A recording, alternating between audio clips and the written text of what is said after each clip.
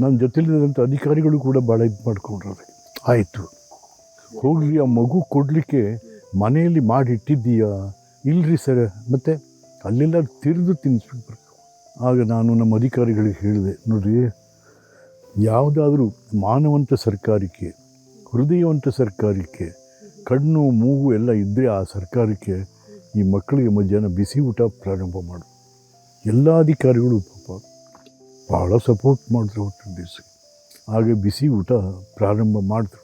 ಅದ್ರ ಜೊತೆಗೆ ನೀವು ಹೇಳ್ತೀನಿ, SSLC ಹೆಣ್ಮಕ್ಳು ಬೆಳಗ್ಗೆ ಅವರು ತಮ್ಮ ಎಲ್ಲ ವಿಧಿ ಮುಗಿಸಿ ಶಾಲೆಗೆ ಬಂದರೆ 5 ಗಂಟೆ ತನಕ ಅವರು ಇದೇ ಇಲ್ಲ, ಶೌಚಾಲಯನೇ ಇಲ್ಲ ಇಂಥದ್ದಿಲ್ಲ.